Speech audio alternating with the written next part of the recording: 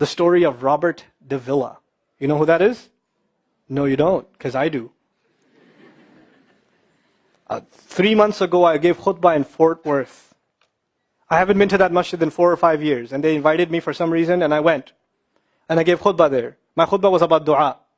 An Egyptian fellow comes up to me, a young man came up to me afterwards, he goes, Allah fulfilled my dua today. And I said, what's your dua? He said, my dua was that Nouman Ali Khan should meet Robert de Villa. I was like,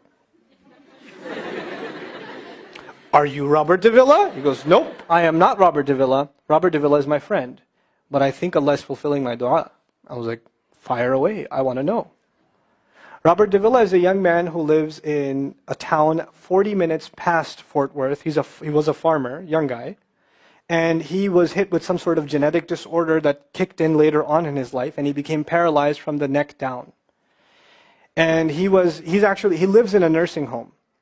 Most people in that nursing home are 90 years, 100 years. They're really, really old people. And then there's, his room where he's paralyzed neck down. He's the only 30-something-year-old that is in the nursing home, okay? And he's been in that nursing home for the last 10 years. His family got a computer for him that's voice activated, so he can give voice commands, put a headphone on and Google stuff and search stuff so he can surf the web and find information. In his room, and by the way, staunch Christian family, the minister comes and prays for him every week and things like that. And his best friend was in the bed next to him. One of his best friends. He became best friends because he met him at the nursing home. This person was also paralyzed and he needed a new liver. Okay? A liver transplant. He was waiting for a liver transplant. And they used to talk about, God and things like that all the time. They were good friends. Finally, his best friend got a call that there's a donor available for the liver. So he's so excited. He goes, Robert, I'm going to miss you, but I'm going. I've got a donor. So they take his friend and they go into the operation, and his friend died at the operating table. Now his friend, who's also a Christian, the deceased friend, his sister, took one of the amulets of his friend, a crucifix, and she gave it as a gift to Robert. This is a reminder of your old buddy. So he hung it on the side of his hospital bed. Robert de Villa lives a pretty decent life in there. The nurses take care of him. He's a happy guy. And one day he goes to sleep and he sees a man in his dream. That man says his name is Muhammad. And he says, pointing at the crucifix, God did not send messengers so they would worship the messengers. God sent messengers so you could worship God. And Jesus was just a man. He walked in the markets and he ate food. He walked in the markets and he ate food, and the dream stopped. He only knows that Jesus was just a man. He knows there's a man named Muhammad that said that to him. He said that messengers came so people could worship God and not the messengers. This is all he knows. So he starts Googling Muhammad. He finds Islam.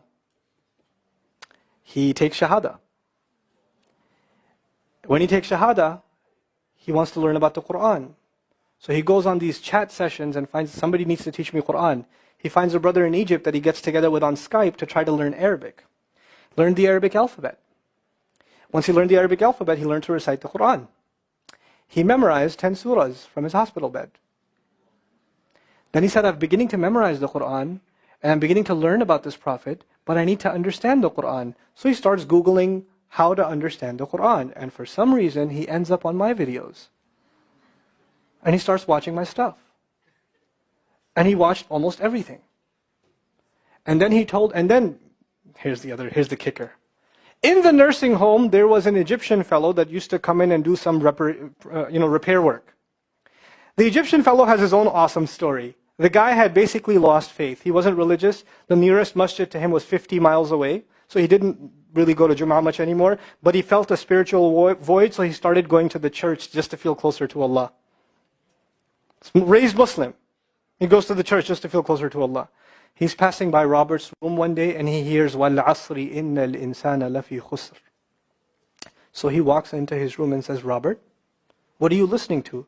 Robert says, nothing. That was me. And the guy says, you're Muslim? He goes, yeah, I became Muslim.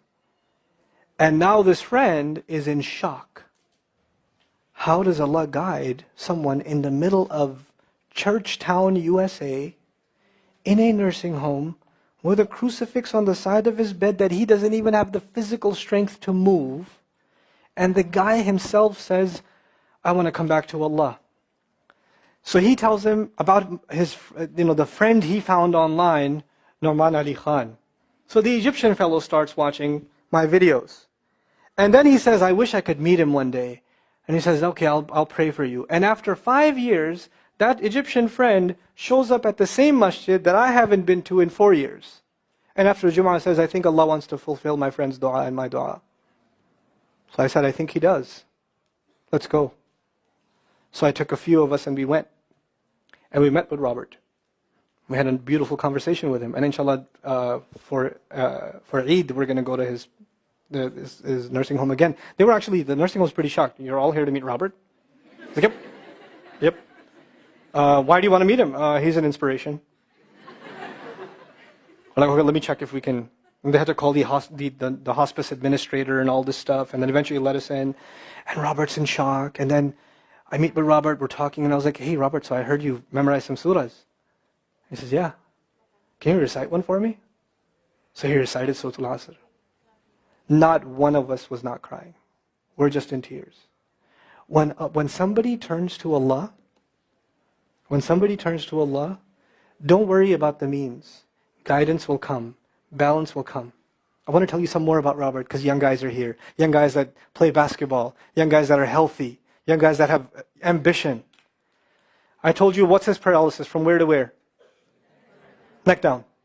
He has a special wheelchair that has to hold pretty much every part of his body in place. He can't just sit in a wheelchair. It holds his neck and it holds every other part of his body in place because he has no control over his limbs.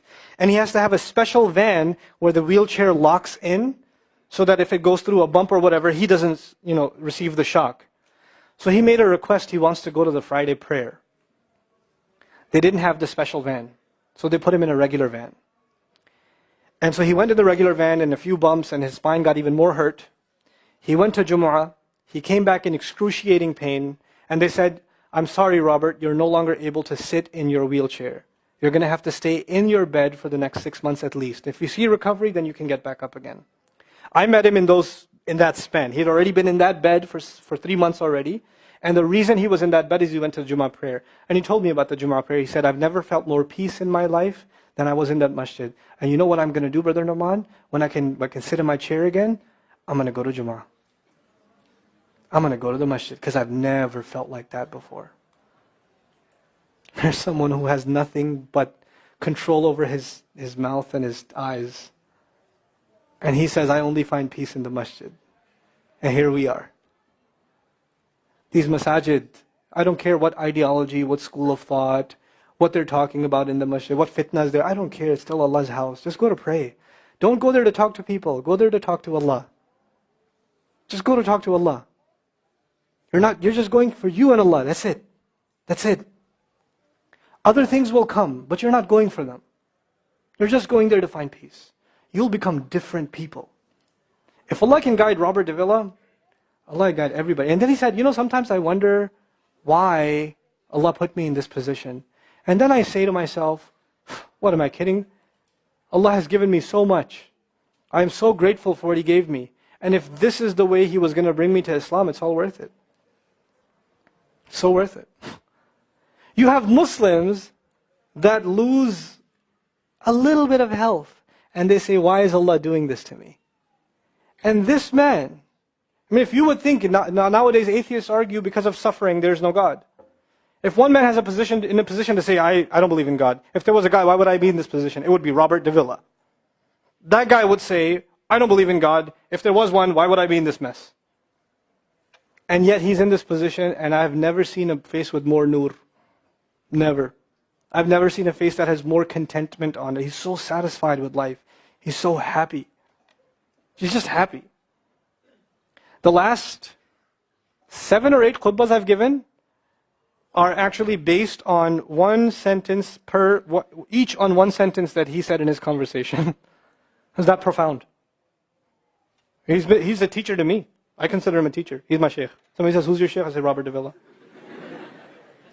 Really? Is that a pizza place? Or no. The guidance is all around us. You don't have to get worried about what's not there. There's plenty there.